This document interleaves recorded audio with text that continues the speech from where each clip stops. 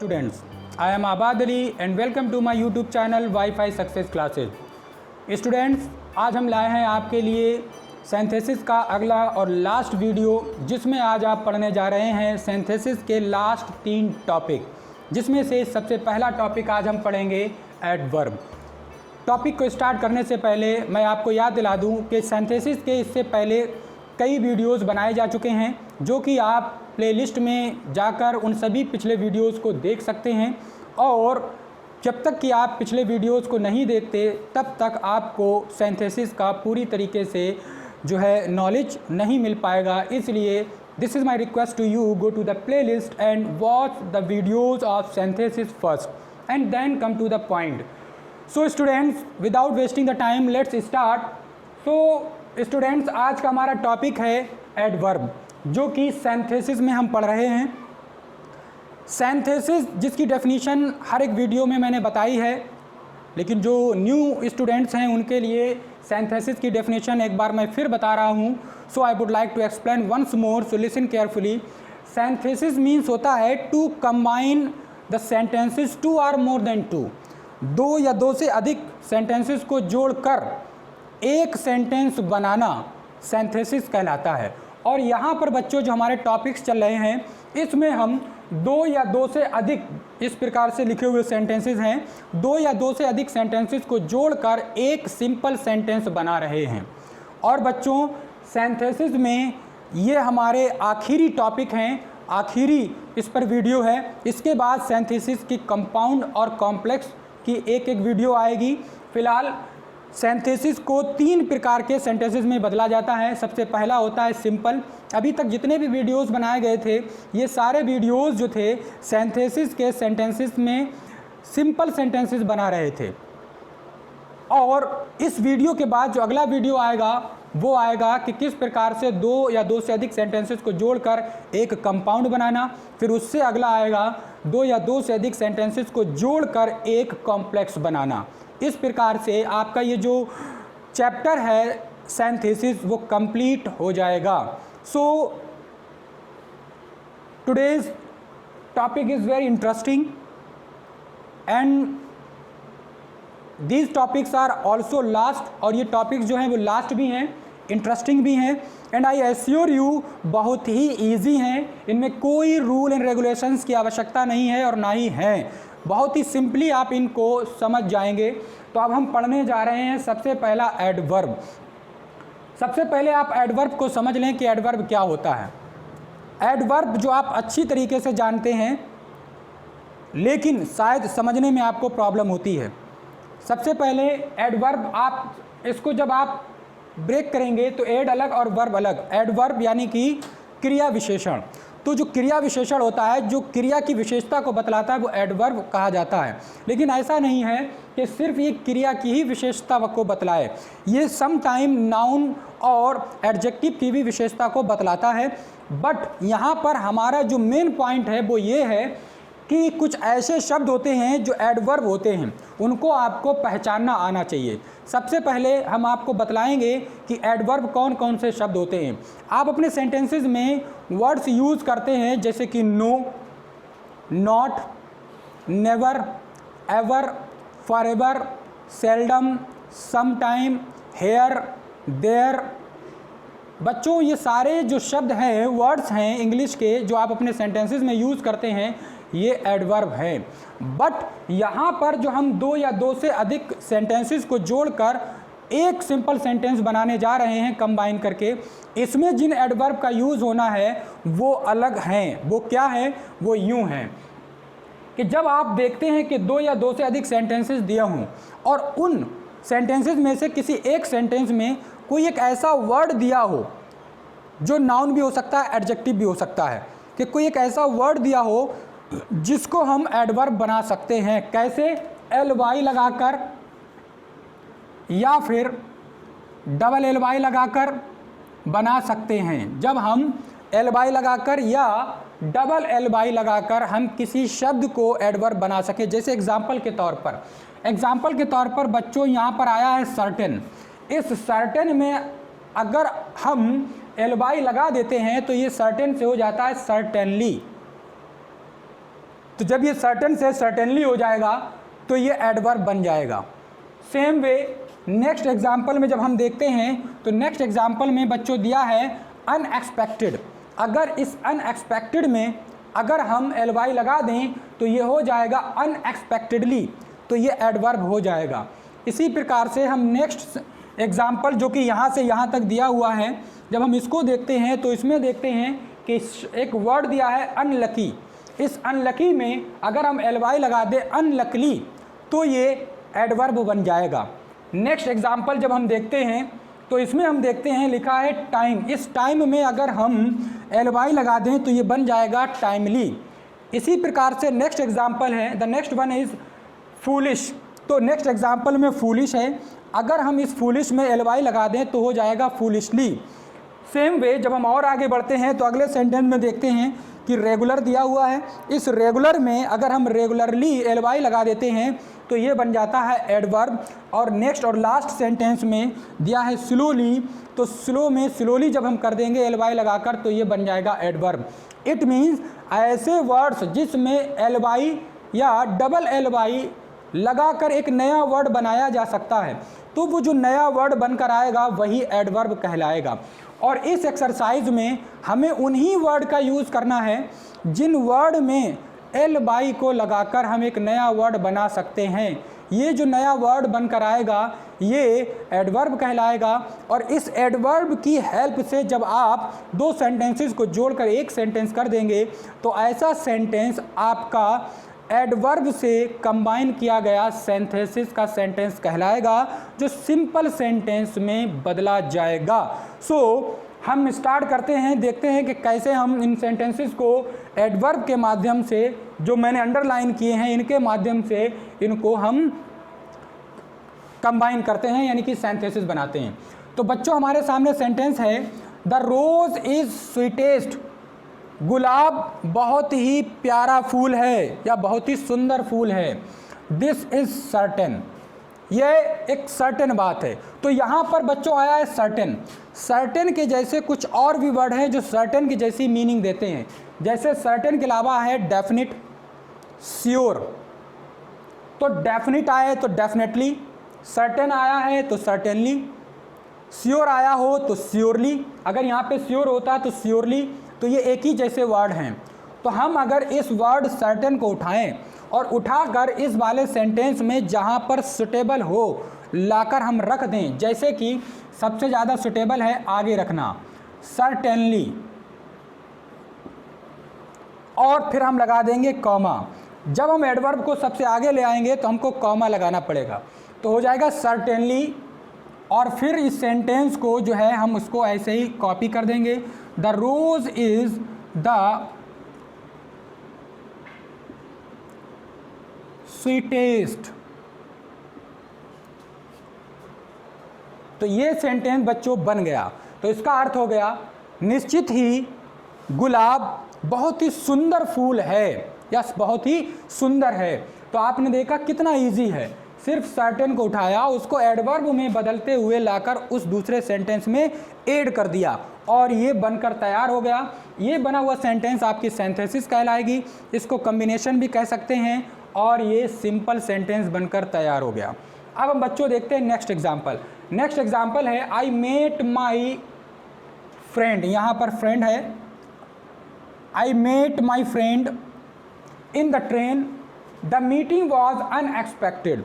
Unexpected, यहाँ पर जो अनएक्सपेक्टेड है इसको लाकर हम इस वाले सेंटेंस में यूज़ करेंगे और हम लिखेंगे अनएक्सपेक्टेडली। ये ly लगाकर एडवर्ब बना दिया बच्चों, तो हो गया अनएक्सपेक्टेडली, कॉमा लगा लेंगे। और फिर इस पहले वाले सेंटेंस को हम लिखेंगे आई मेट माई फ्रेंड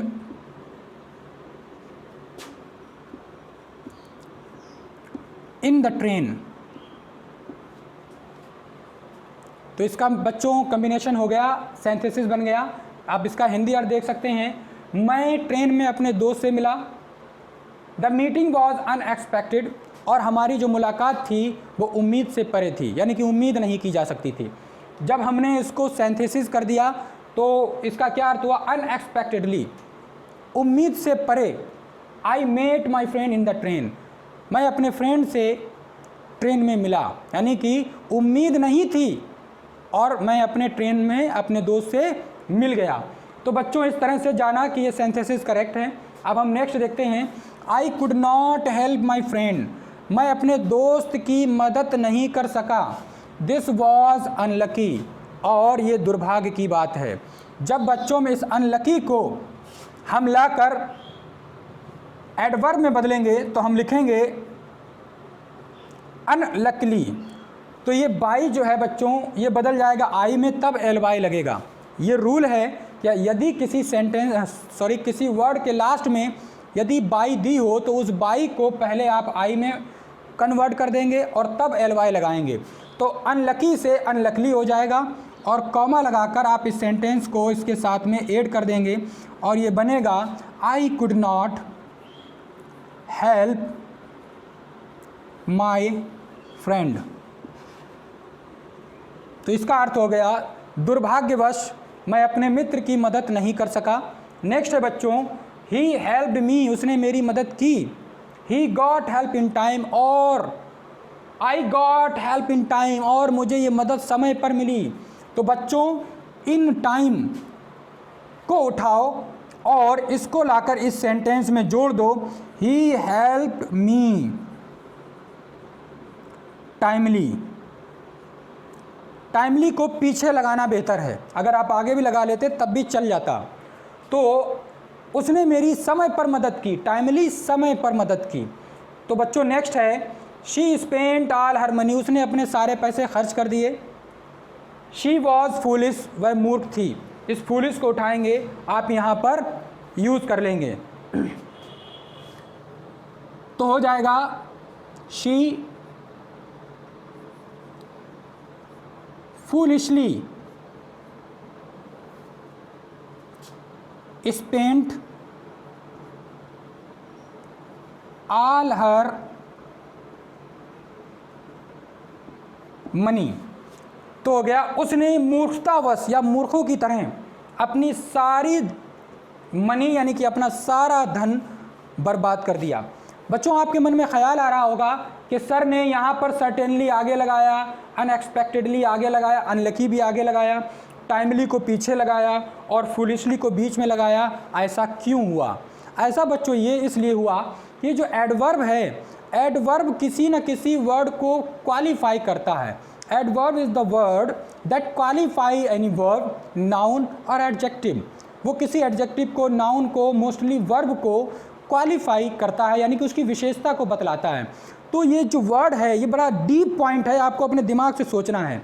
जिसकी वो विशेषता बता रहा है, जिसको क्वालिफाई कर रहा है, उसी के पास लगता है, उसी के आगे लगता है जाकर।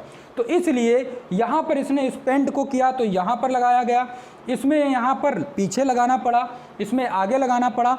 और फिर आपको सिंपली एक साधारण शब्दों में बताएं कि ये एडवर्ब जहाँ पर लगनी होती है वहाँ पर आप जब उसको लगा कर बोलोगे तो वो बोलने में अच्छी लगेगी, आपके फ्लो में आएगी।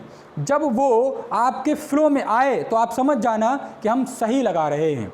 Now see the next, he was attending the function, it was regular. इस रेगुलर को उठाएंगे और लाकर इस सेंटेंस के लास्ट में बच्चों जोड़ देंगे तो हो जाएगा he was attending the function, और रेगुलर को बच्चों इसमें लाएंगे और जोड़ देंगे रेगुलरली, और ये बन गया आपका सिंथेसिस, जिसका अर्थ है he was attending the function, वह फंक्शन को अटेंड कर रहा था, इट वॉज रेगुलर, और रेगुलर कर रहा था। तो यहाँ पर हो जाएगा he was attending the function regularly, कि वह रेगुलर फंक्शन को अटेंड कर रहा था। Now see the next and last, और इसका अंतिम है बच्चों जिसमें स्लो दिया है। इसका अर्थ है द रिवर वॉज फ्लोइंग, नदी बह रही थी। इट्स फ्लो वॉज स्लो, और नदी का जो फ्लो था, बहाव, वो बड़ा स्लो था। तो इस वर्ड स्लो को लाकर यहाँ पर रख देंगे और कर देंगे the river was flowing slowly. तो नदी धीरे धीरे बह रही थी, इसका ये अर्थ हो गया। तो आपने बच्चों देखा कितना इजी था। सिंपली ये कुछ एग्जाम्पल जो मैंने यहाँ पर दिए हैं, आप इसी प्रकार से अगर कोई भी ऐसा एग्जाम्पल आए जिस एग्जाम्पल में यूँ इस प्रकार से एल बाई या डबल एल बाई लगाकर उसको एडवर्ब में बदला जा सकता है, तो आप श्योरली उस वर्ड का यूज़ करके आप दो या दो से अधिक वाक्यों को जोड़कर एक वाक्य सिंपल बना सकते हैं और उसको सिंथेसिस कर सकते हैं। आई होप सो कि आप इतने एग्जाम्पल से समझ गए होंगे, और जितने भी एग्जाम्पल अदर आपको कहीं ना कहीं मिलेंगे तो आप श्योरली कर लेंगे, जिसके लिए आपके लिए बेहतर है कि एक बार आप किसी बुक से देखें और उस बुक में जितने भी एग्जाम्पल्स दिए गए हों आपको मेरे समझाए के मुताबिक सभी एग्जाम्पल्स को सॉल्व करना है। वीडियो ज़्यादा लंबी ना हो इसलिए मैंने बहुत ज़्यादा एग्जाम्पल नहीं दिए, वरना 20 से 30 एग्जाम्पल आपके लिए करना अनिवार्य हैं। So after this topic we will start the next topic, वो है नाउन इन अपोजिशन। हमारा जो अगला टॉपिक है वो क्या है? Noun in opposition. तो नाउन इन अपोजिशन में क्या है? नाउन इन अपोजिशन में ये है, नाउन मीन्स कोई, नाउन यानी कि नाम। देखें आप सेंटेंस में सब में नाउन दिया है, महेश, रवि, टैगोर, अकबर, कबीर, मिस्टर गुप्ता जी, कालिदास, ये है नाउन। अब इसमें क्या दिया है? In opposition. वैसे तो अपोजिशन का अर्थ होता है समान अधिकार,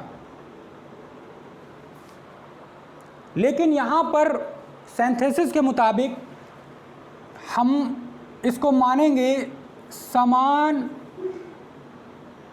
न अर्थी, समानार्थी, जो समान अर्थ प्रस्तुत कर रहा हो। समान अधिकार इसका रियल मीनिंग है, जबकि इस यहाँ पर सिंथेसिस में इसका सेंस है समान अर्थी, जो समान अर्थ देता हो। तो देखते हैं कैसे ये इन दोनों पॉइंट्स के मुताबिक ये प्रूव होता है कि ये नाउन इन अपोजिशन है। सो हम सेंटेंस स्टार्ट करते हैं। पहला एग्जाम्पल है इसमें, महेश इज़ अ टीचर। अब यहाँ पर आप देखिए, महेश और a teacher, Mahesh he teacher है, यानी कि अगर हम महेश को और अ टीचर को दोनों को साथ साथ रख दें तो इसका मतलब क्या होगा कि दोनों का अर्थ समान होगा, समानार्थी होंगे। जैसे एग्जाम्पल के तौर पर अगर हम ऐसे लिखते हैं महेश, और यहाँ पर बच्चों लगाना पड़ेगा कॉमा, लगाकर महेश अ टीचर,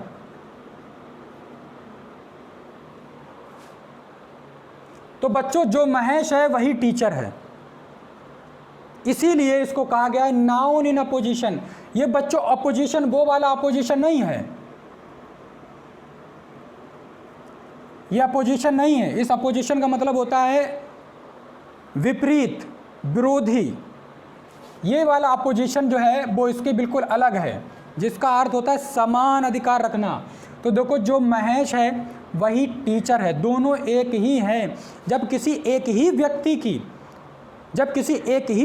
की उसके नाम के साथ कोई विशेषता, उसका पद, उसकी क्वालिटी यानी कि डेजिग्नेशन दी हो तो हम उसको इस अंदाज से लिखते हैं, उसका नाम यानी कि नाउन पहले, फिर कॉमा लगाकर उसका पोस्ट यानी कि डेजिग्नेशन।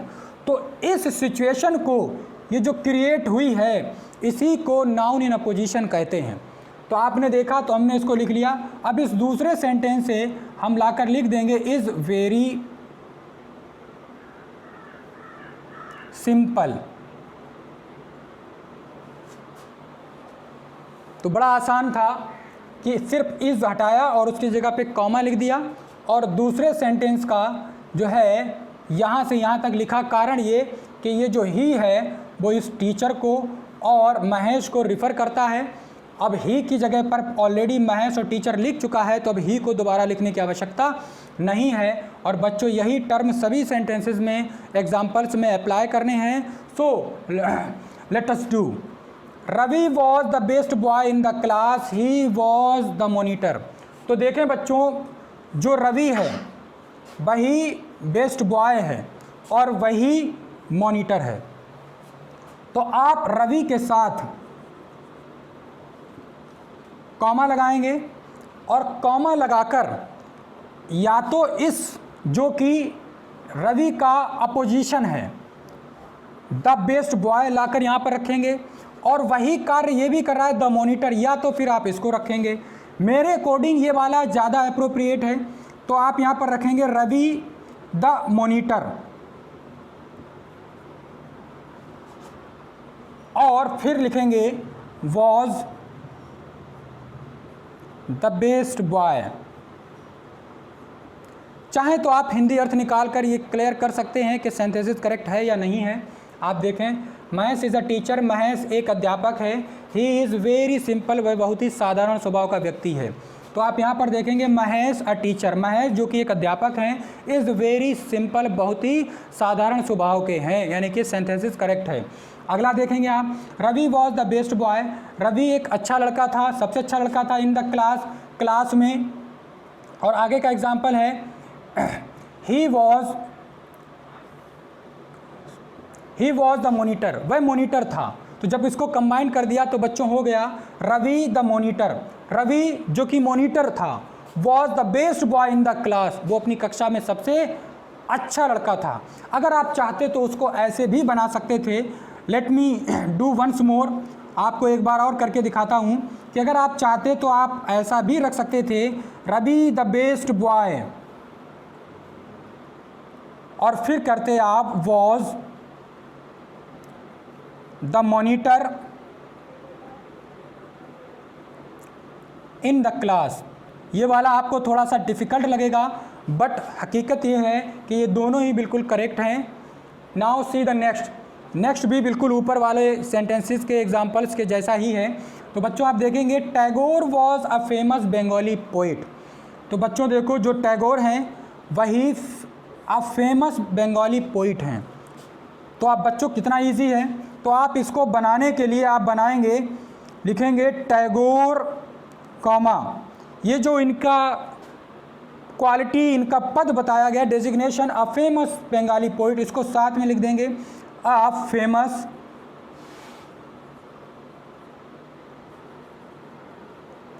बंगाली पोइट, और इससे बच्चों ही हटा देंगे और लिखेंगे रोट द गीतांजलि। गीतांजलि जो इनकी बहुत ही फेमस बुक है, इसके लिए इनको नोबेल प्राइज़ मिला था। कीप रिमेंबरिंग, याद रखिएगा इस क्वेश्चन को। नेक्स्ट एग्जाम्पल है बच्चों, Akbar defeated Hemu. Akbar was the son of Humayun. देखो बच्चों, ये अकबर, ये जो अकबर है उसी की ये डेजिग्नेशन क्वालिटी है, वो क्या है, द सन ऑफ हुमायूं। तो इनको और इनको मिलाकर साथ में रख देंगे, और जब साथ में रखेंगे तो ये इस तरह से लिखेंगे Akbar comma the son of Humayun,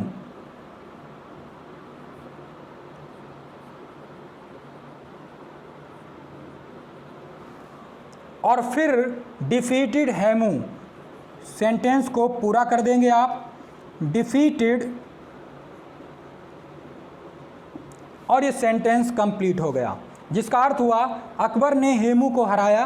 Akbar Humayun का पुत्र था।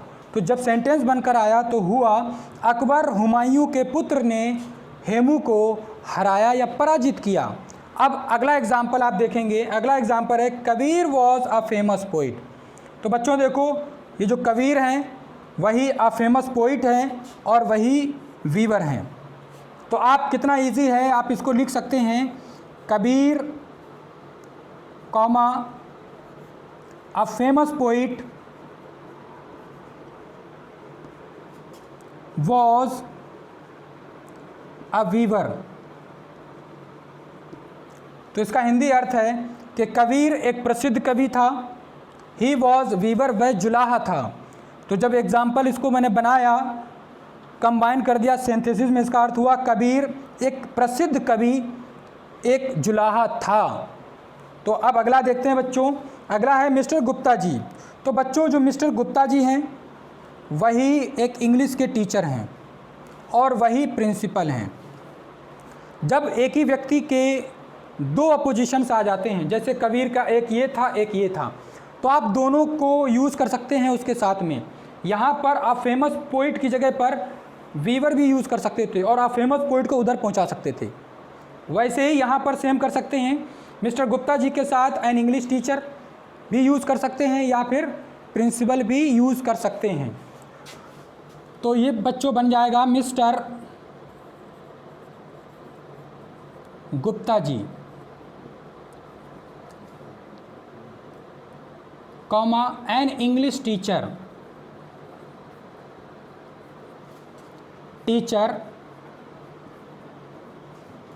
was principal. अंग्रेजी के अध्यापक गुप्ता जी प्रिंसिपल थे। अब देखिएगा नेक्स्ट और इस टॉपिक का last, Tulsidas was a Sanskrit poet, he wrote Ramcharitmanas. तो बच्चों ये सिंपली हो जाएगा तुलसीदास कॉमा अ संस्कृत पोइट रोट रामचरित्र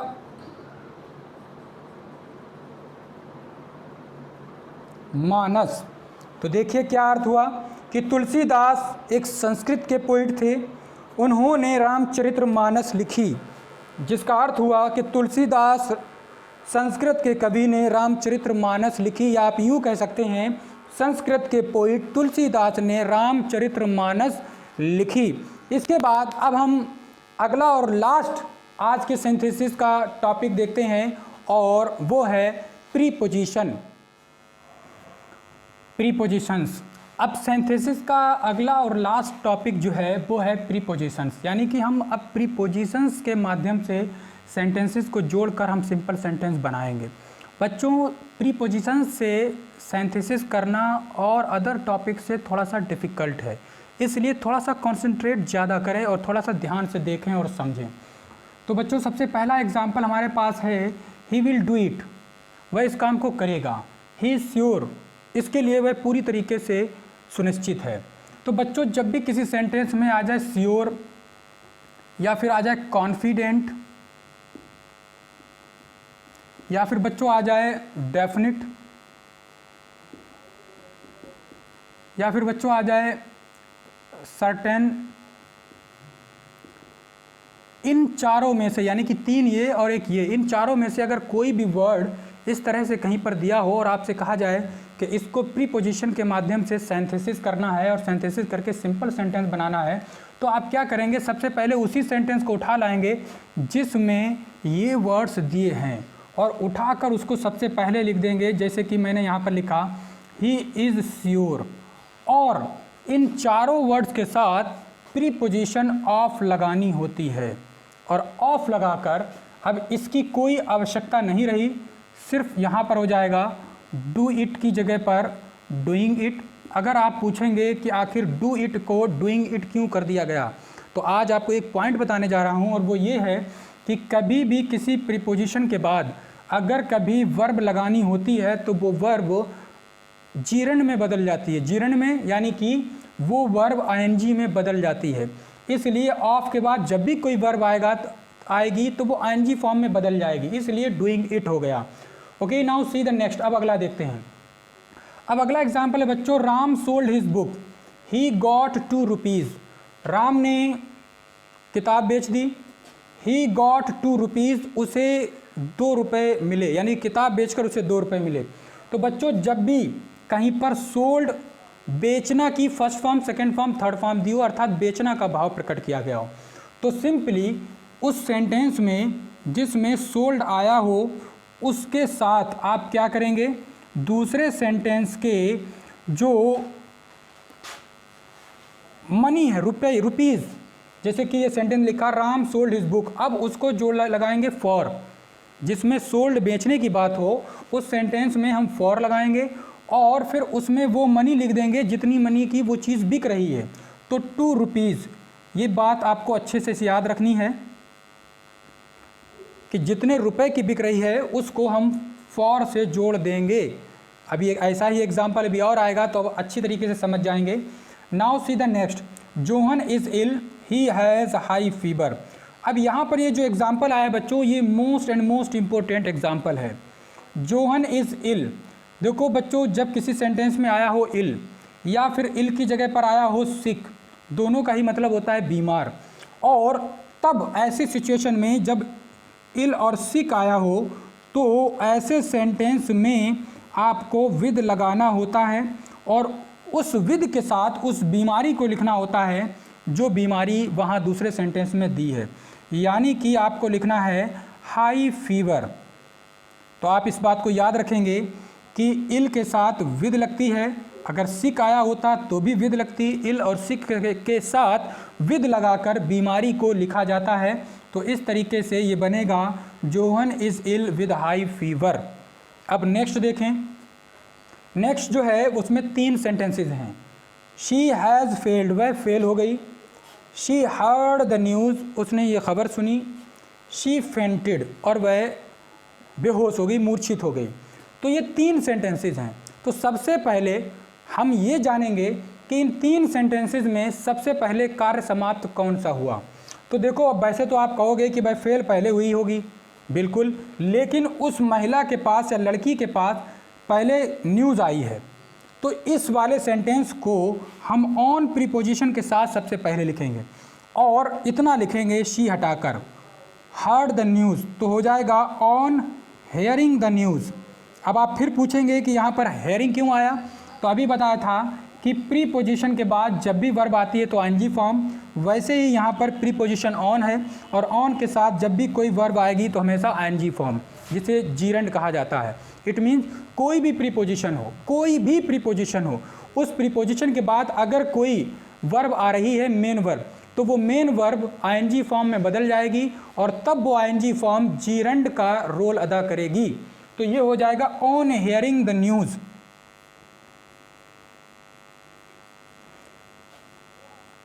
और फिर लगाएंगे बच्चों कॉमा, नॉट सॉरी कॉमा, फिर लगाएंगे ऑफ, और ऑफ लगाकर इस पहले वाले सेंटेंस को जोड़ेंगे। परंतु यहाँ पर जो फेल्ड है इसको हम बदल देंगे और हम लिखेंगे फेलियर। तो क्या हो जाए, on hearing the news of failure comma she fainted. ये थोड़ा सा आपको डिफ़िकल्ट लगेगा बट आप ऐसे ही याद कर लेना। इसमें एक चीज़ और भी की जा सकती है, यहाँ पर हर और लिखा जाता है, हर फेलियर लिखा जा सकता है, नहीं लिखा तब भी कोई बात नहीं क्योंकि शी मौजूद है। तो on hearing the news of failure she fainted, इसका मतलब हुआ अपने फेल होने की खबर को सुनकर वह बेहोश हो गई। Now see the next, next बच्चों इससे जुड़ा हुआ है, ये इल वाले की तरह। हिज वाइफ डाइड, जब भी किसी सेंटेंस में डाइड आया हो तो डाइड के साथ बच्चों ये रही बीमारी, बीमारी को जब लिखते हैं तो ऑफ लिखते हैं।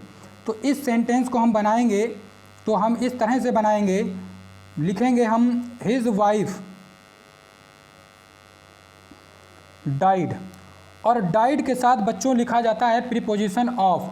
तो सेंटेंस को जोड़ने के लिए हम ऑफ लगा लेंगे और फिर बीमारी को लिख देंगे ऑफ कैंसर। तो आपको याद रखना है कि इल और सिक के साथ हम विद लगाते हैं तब बीमारी को लिखते हैं, जबकि डाइड के साथ ऑफ लगाते हैं तब बीमारी को लिखते हैं। और फिर एक और है इसी से रिलेटेड, और वो यूँ है कि यदि सेंटेंस में सफ़र या सफरिंग हो तो सफरिंग को हम जब जोड़ते हैं तो फ्रॉम से जोड़ते हैं। तो ये सेंटेंस जब बनेगा तो ये होगा ही वॉज सफरिंग, और इसके साथ बच्चों जोड़ेंगे फ्रॉम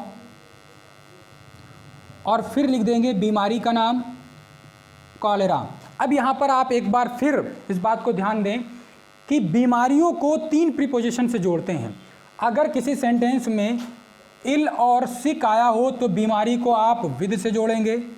अगर किसी सेंटेंस में डाइड आया हो तो डाइड के साथ बीमारी को ऑफ से जोड़ेंगे। यदि किसी सेंटेंस में सफ़र या सफरिंग आया हो तो बीमारी को फ्रॉम से जोड़ेंगे। तो ये जो है इसका जो है मेन पॉइंट है और मोस्ट इम्पोर्टेंट है जो आपको याद रखना है। और नेक्स्ट सेंटेंस है ही टॉट मी हिंदी। उन्होंने मुझे हिंदी पढ़ाई। ही टॉट मी साइंस, उन्होंने मुझे साइंस पढ़ाई। इट मीन्स एक ही व्यक्ति ने दो कार्य किए। जब एक ही व्यक्ति दो कार्य करे तो बच्चों बहुत ही आसान है। दो कार्य के करने के लिए आप एक प्रीपोजिशन याद कर लें और वो है बिसाइड्स। जब कहीं पर दो कार्य किए जाएं तो आपको लगाना होता है बिसाइड्स। यहाँ पर बिसाइड्स लगाएं, इस पहले वाले सेंटेंस में बिसाइड लगाएं और ये दूसरे सेंटेंस का ऑब्जेक्ट जोड़ दें और इसको इस तरह से बनाएं, ही टॉट मी हिंदी, और साथ में लिखें प्रीपोजिशन बिसाइड्स और दूसरे वाले सेंटेंस का ऑब्जेक्ट जोड़ दें साइंस। तो आप देखेंगे सेंटेंस बन गया। तो इसका अर्थ हुआ, पहले वाले में था कि उन्होंने मुझे हिंदी पढ़ाई, उन्होंने मुझे साइंस यानी कि विज्ञान पढ़ाया। जब जोड़ दिया तो इसका अर्थ हुआ उन्होंने विज्ञान के साथ साथ मुझे हिंदी पढ़ाई, क्योंकि इसका जो बिसाइड का अर्थ होता है, इसका अर्थ होता है के साथ साथ। ये प्रीपोजिशन है और प्रीपोजिशन के 5 वीडियो मैं बना चुका हूँ। जिन बच्चों को प्रीपोजिशंस में प्रॉब्लम रहती है या प्रीपोजिशन समझ में नहीं आती तो वो प्लेलिस्ट में जाएं और प्लेलिस्ट में जाकर आप जब देखेंगे तो प्रीपोजिशंस की 5 वीडियोस बनी है, आपको A to Z प्रीपोजिशन से नॉलेज मिल जाएगी। और याद रखें, मैंने पहले भी कई बार बताया कि इंग्लिश ग्रामर में हर टॉपिक एक दूसरे टॉपिक से जुड़ा हुआ है, इसलिए आपको सीरियल वाइज आपको सारे टॉपिक पढ़ने हैं और मैंने सीरियल वाइज सारे टॉपिक को प्लेलिस्ट में दिया हुआ है। वहाँ पर जाकर आप बिना एक भी वीडियो को छोड़े हुए सीरियल वाइज, चाहे वो छोटे से छोटा टॉपिक हो, इजी से इजी हो, आपको चाहे वो आता हो, तब भी आप उसको ज़रूर देखें, क्योंकि there is something special in every video made by me. हर एक मेरे द्वारा बनाई गई वीडियो में कुछ ना कुछ ख़ास और अहम, कुछ ना कुछ स्पेशल ज़रूर दिया गया है। ना यकीन माने तो आप जाकर देख सकते हैं। ओके, नाउ नेक्स्ट एग्जाम्पल है बच्चों, I will finish the work I am sure. ये पहले वाले सेंटेंस की तरह है, तो आप इसे भी बिल्कुल इसी तरीके से कर लेंगे। आई एम श्योर इधर आ जाएगा और मैंने आपको बताया कि इस तरह से श्योर, कॉन्फिडेंट, डेफिनेट, सर्टेन आया हो तो आप लगा लेंगे ऑफ प्रीपोजिशन। जब ऑफ प्रीपोजिशन लग जाएगा तो ये बनेगा फिनिश से फिनिशिंग, फिनिशिंग द वर्क। तो ये बन गया आपका सिंथेसिस जो कि प्रीपोजिशन से बन रहा है। और नेक्स्ट है वही सोल्ड वाला। तो पीछे आपको बताया था कि जब किसी सेंटेंस में सोल्ड आए तो सोल्ड वाले में आपको फॉर प्रीपोजिशन का यूज़ करना है और फॉर प्रीपोजिशन का यूज़ करने के बाद आपको फॉर के साथ उन पैसों को लिख देना है, मनी को लिख देना है जिस मनी की वहाँ पर बात की जा रही है। तो इस तरीके से ये सेंटेंस बनेगा, Rakhi sold her books for 50 rupees. और नेक्स्ट है बच्चों थोड़ा सा अलग, डिफरेंट है, द मून रोज, चांद निकला यानी कि उगा, the journey did not and. तो देखो इसमें हम दो तरह से बना सकते हैं। सबसे पहला हम ऐसा सेंटेंस बना सकते हैं बिफोर से, द मून रोज, और हम इसमें लगा दें बिफोर, एंड से एंडिंग द जर्नी। थोड़ा सा कठिन है इसलिए आपको ऐसे ही याद करना है। तो हो जाएगा the moon rose before ending the journey, यात्रा के समाप्त होने से पहले चंद्रमा निकल आया। और दूसरा इस तरह से बन जाएगा, पीछे वाला आप आगे लिख लें और आप आगे लिखें the journey did not end after the moonrise, चंद्रोदय के बाद यात्रा समाप्त नहीं हुई। तो ऊपर वाला बच्चों मोस्ट अप्रोप्रिएट है। नेक्स्ट अब एग्जाम्पल है बच्चों, you eat mangoes you also eat apples. इसमें भी सब्जेक्ट के द्वारा दो कार्य संपन्न किए गए हैं, मैंगोज खाए गए और एप्पल्स भी खाए गए। जब दो टारगेट किए गए हों तो क्या लगाते हैं, बिसाइड, जिसका अर्थ होता है के साथ साथ। इसमें आप पहले वाले सेंटेंस के साथ आप सिंपली क्या लिख दें, बिसाइड्स लिख दें, और बिसाइड्स लिखने के बाद दूसरे वाले सेंटेंस का जो ऑब्जेक्ट हो उस ऑब्जेक्ट को आप पीछे से जोड़ दें। सिंपली आप बड़ी आसानी से सेंटेंस को बना लेंगे। और देखो बन के आ गया, you eat mangoes besides apples. तुमने सेबों के साथ साथ आम भी खाए, यानी कि तुम सेब के साथ साथ आम भी खाते हो। नाउ नेक्स्ट एग्जाम्पल है जो इसका ठीक अपोजिट है, इस वाले का ठीक अपोजिट है। इसमें बच्चों दिया है बिसाइड्स, क्योंकि इसमें मैंगोज भी खाता है और एप्पल भी खाता है, दो काम करता है, जबकि इसमें उसका उल्टा है। ही टीचेस चिल्ड्रन, वह बच्चों को पढ़ाता है। He does not do study, वह पढ़ता नहीं है, यानी कि पढ़ता नहीं है, पढ़ाता है। एक काम करता है, एक काम नहीं करता। जब एक काम करता है और एक काम नहीं करता है तो हम बिसाइड का एक उल्टा होता है इंस्टेड ऑफ, जिसका अर्थ होता है के स्थान पर।